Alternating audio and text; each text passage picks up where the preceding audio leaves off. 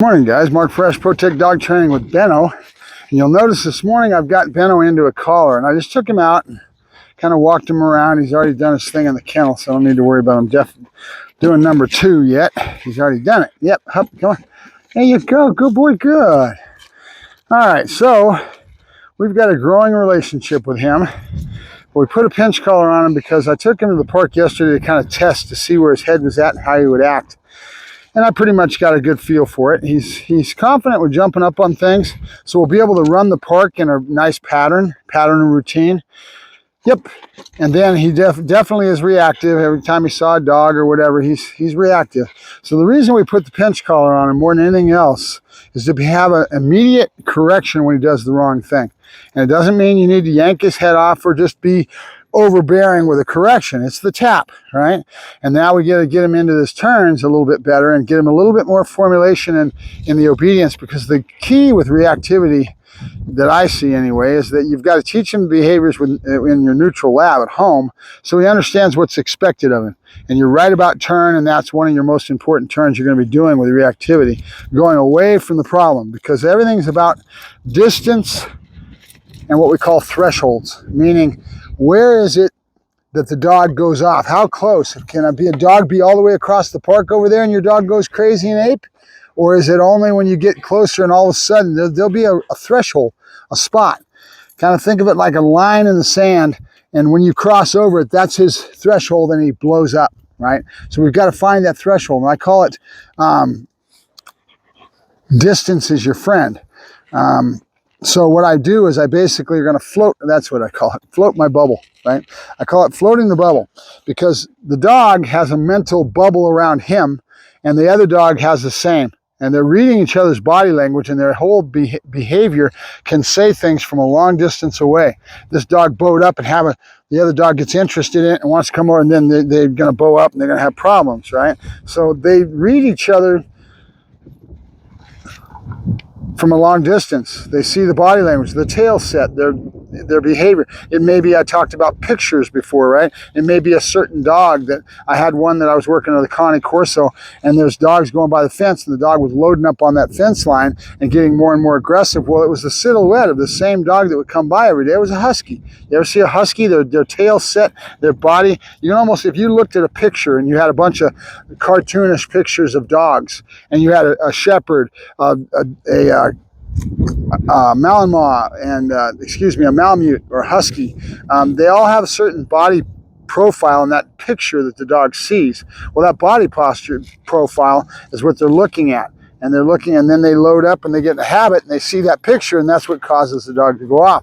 In this case, he's going off because of any dog. It doesn't matter what dog it is, so we've got to control it. But we need to get the behavior set here at home first, so he understands he's not being corrected as much in his mind for the behavior as he is being corrected because he wasn't with me. So it starts with the right about turn. And I've got a bunch of turns, and I've got a healing exercise, and I think I've sent it to you already, to the customer for this dog. They should be home practicing these turns, because they're going to need these turns when they come to trying to control this dog for them, because the dog may respect me and do the right thing because I've got timing, I've got the right thing that I'm doing, but he won't respect them as much. So the reason I'm putting the pinch collar on him now, I've got to get him used to working in it. Yes. Nope. Nope. Good. There you go. Come on. Nope. Come here. All right. Come here. There you go. Good boy. Good. There you go. Good boy. Good. There you go. Good boy. Now I've got all my voice tones installed where he understands what's positive and what's negative. And he's not a stupid dog, so he picks up on that anyway, but we want to be consistent with it. So those voice tones are important. Good. And now I'm going to start trying to teach him the right about turn. So we're going to do it old style. I'm going to get some food in here, sure. Good boy, good. Nope, nope. Good. That's my boy. Good. Come. Come. Good boy, good. There you go. Okay. So I'm finding out that he's receptive to the collar. Barely have to tap it, and that's what I want. I'll go to less is more, because I don't need to be yanking him on his head, but I need him to understand the collar's on him, so that when we go out in public that he starts to respect the tool. Good, good. Benoît, with me. Good boy, with me. Nope. Good. Nope. He hasn't had this at all with any corrections. I've just built up relationships. So now I'm going to start tapping. and teaching him he needs to respect the leash being on him. Right away, he wants to go into play because that's all I've done with him. I'm changing my behavior. No, come on. I'm changing the behavior and how I treat him. We're going to it good, into a training modality, right? Good. I was doing nothing but building relationship and getting a feel for the dog before. So now we're going into formal heel, sit down, stay type of behavior. And with the reactivity, it's all about the heel, following my body. So these turns are important. Good, Benno. With me. Good boy. Good. There you go. Nope. He's got it. There you go. Good boy. Good. Good. That was good. That was good. Okay. Good. And it's all about this little tap, right? I have my hand in a certain spot. I know exactly what I need to do to kind of tap him in those areas, and he's receptive to the pinch. So we're going to give it meaning. A lot of times people put a pinch collar on him and they're not doing anything with it, except when the dog is doing wrong and they're trying to control him. We've got to put it into a training sense. That's why we start this stuff in a neutral lab. There's no distractions out here. It's just me and him. Good. Benno, with me. Good boy.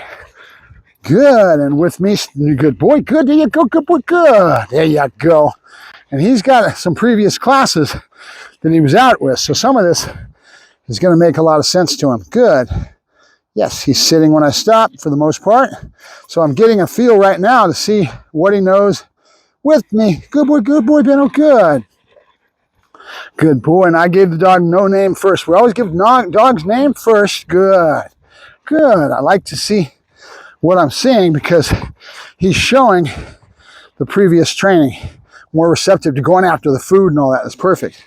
His mind is flowing right into what he already remembers. Good, good, and that's good. So dog's name first, preparatory to a command, movement, right? We're going to move on that. The only time we don't give the dog's name first is when we're giving a stay. So a down stay or a sit stay, we don't give the dog's name first because there's no movement, there's no action involved. Benno? With me. Good boy, good. That's a boy. Good boy, Benno. Good boy, good. There you go. Good boy, Benno. Good, I like it. Nope. This isn't me. This is previous training. Come on. Nope. Nope. Good, yes. Good boy, good. Good. I like his receptivity for this is more receptivity for the food than he's been all the way. Why? Previous conditioning in his head where his emotional states of mind go to these places because of his memories. Good. Good. Benno, with me. Okay, we step off with the left foot first every time because the dog's learning that when I leave with my left foot, that means we're moving. If I give you a stay, that's with the right foot. So back to that. No. No. Come on. Come on. There you go. Good. Come on. Yes. Good boy. Good. There you go. Good boy. Good. I'm going to do one more and then I'll break and we'll do the other stuff that's fun for him, right? He's leaning on me. No. I'll get that solved as we go along too. Bump him out with a knee, right? Good. Doesn't feel comfortable. Every time you lean into me, I'm going to pop you with my knee. Right? A little bit of a pop, pop. Just like you'd be giving a little bit of a jab, right? Benno, with me. Good boy, good. Good boy, good. That's my boy. That's good. There you go. Good boy, good. There you go. Good boy. And this is working? No. Because of the previous relationship that I've already established with him. He's already got this relationship that we needed. So I took my time in building that relationship until we're now getting into the pinch collar, teaching him more of a structured heel rights and lefts and all that good stuff, right? Benno? With me. Good boy, good. There you go. Good boy. Good. That's good. Good boy, Benno. Good. Nope. Nope. Here. Good. Here. Come on. You're such a pain in the butt. Here. Good. That's good. And from what I understand, he kind of went off on the trainer and then got belligerent and stupid. And a lot of that comes from not having things set up properly. And then again, in a class structure, the trainer only doesn't have, as far as giving the class, they don't have much relationship with the dog. They don't have a bond like I'm building up. I've got a bond that I can rely on and use to my advantage. Good.